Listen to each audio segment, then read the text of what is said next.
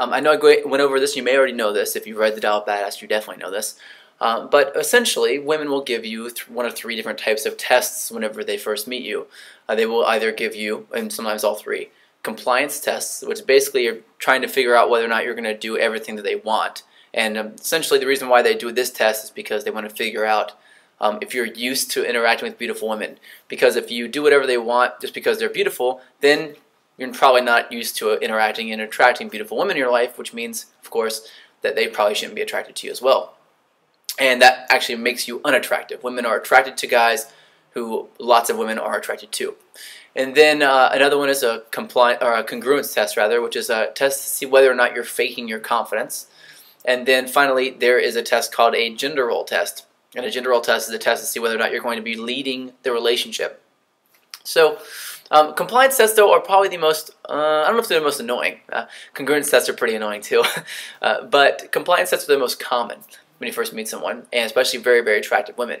They ask you to do things like wait here while I go to the bathroom, buy me a drink, pay attention to what I'm saying, even in the very beginning, stay right here, or talk to my friend for a little while, or just like basically asking you to do things for them where that might inconvenience you a little bit, to see if you're willing to inconvenience yourself to make them more comfortable. And in the beginning of an interaction, you probably shouldn't be inconveniencing yourself in any kind of way to make them more comfortable. Instead, you should be trading inconveniences. So if they make you do something that's inconveniencing you, you have to trade and make them do something that inconveniences them in trade. So this way to get over compliance tests, like a question like, will you buy me a drink, or are you going to buy me a drink? The way to get over that test, one of the ways, is called adding your own terms. And adding your own terms essentially is where you take the compliance test and you sort of flip it on its head, so to speak, by making them do something instead of you having to do something, or in addition to you having to do something. So let's say, for example, that the question is, will you buy me a drink? So a girl will say, will you buy me a drink? You will say, one of a few things. Let's say that your natural response is to say, sure, or no, I don't buy girls drinks, which I know a lot of guys will say that response because they've learned that buying drinks is a really bad thing. But if you say, no, I don't buy girls any drinks, essentially what you're saying is, no, I've never gotten this before, or I've decided that I hate it so much I'm just not going to deal with it. Now, but if you deal with a lot of very beautiful women, you would have it happen to you so much that you wouldn't just say, no, I don't do that, but let's keep talking, right? That's not really how it works. You'd understand that it was really just a test. It wasn't anything more than that. It wasn't anything personal. If you take it personal, then it's not a test anymore. You fail. So you can't take it personally. So instead, you're going to want to add your own terms. And the way that you would do this is you have a series of things that you make them do for you in order to trade for this. Because right now, you're sort of equal. If you thought you were below them and they asked you to buy them a drink, you would do it because it would make you more equal, right? But if you think you're below them, then they're not going to be attracted to you. So really, it's just one of those really smart and really intelligent tests that women give men. So what you're going to do is, instead of coming at it and showing her, hey, I think I'm down here, so I'm going to buy you a drink, or I'm overcompensating, I think I'm up here, so I'm not going to buy you a drink. Instead, you're going to trade her. Oh, we're at the same level, so what are you going to do for me, basically? And instead of saying, what are you going to do for me, which almost always sounds very sexual, if you feel like that's a smart thing to do at that point, if the conversation's already gotten sexual, you can of course take it there. But if not, then feel free to try this out. Try saying, I will buy you a drink, but I'm going to buy you a drink if you blank, right? So my favorite thing to do, and I didn't teach this before because this wasn't mine originally. I saw this in a video once, and I've used it, it feels like hundreds of times, and I've gotten so many free drinks off this thing. But it's a great response to a compliance test that is like, buy me a drink or do whatever, right?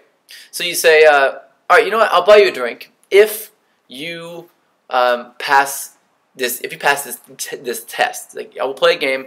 If you win, then I'll buy you a drink. How's it sound? She goes, okay, sure. And then you say, okay. After she says sure, you say, all right, well, but if you lose, you have to buy me a drink. And she'll go, okay, probably she'll be fine with that because she won't want to seem like she's cheap either. She wants to seem like she could buy her own drink. It's not a big deal. She just wants you to do it for her. So you're going to say, okay, this game is called 5 questions.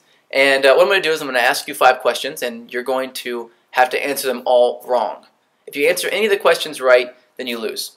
So that's basically the name of the game here. So, we're going to start in a minute, but does that make sense at all? Yeah, sure. Does that make sense? Okay, cool.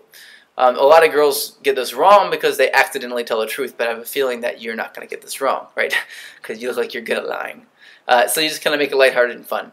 So then you say, okay, here's the first question. You go, what city are we in? And she'll answer the wrong city. You go, cool.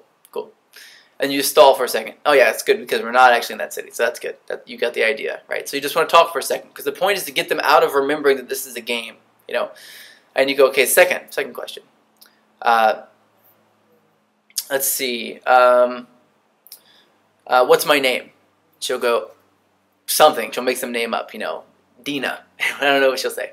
You'll go, oh, okay. Well, actually, that's my middle name. And she'll go, really? And you go, no, not really. So you're good. So you go, okay, next. Let's see, what city are we in? I think I already said that one, didn't I? Without looking, what color are my shoes? And she'll go, purple polka dots or something. Usually what happens here is women start to mess up because when you say, without looking, what color are my shoes, your subconscious mind recalls the first color that comes to mind, and usually they're recalling the color of the shoes. So usually they'll get this one wrong, but if they get it, they'll get it right, I guess, technically.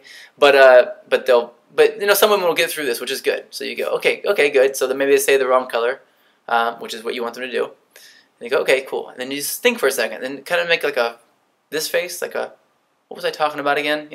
Look up and to the right for a second, and then maybe drag it over to the left a little bit and look around, and then go, and without looking at her, say, what number was that again?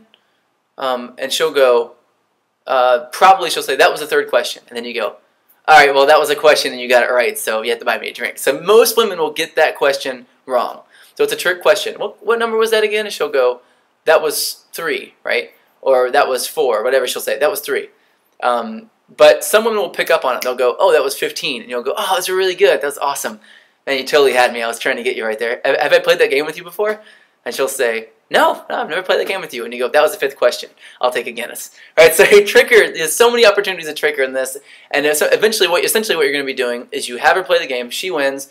She's complying with you already. She's following your rules already. And so it doesn't matter if she wins or loses. At that point, you're already leading the interaction. And you're saying, look, I'll trade you. And she's agreeing to it. So you've already set the standard.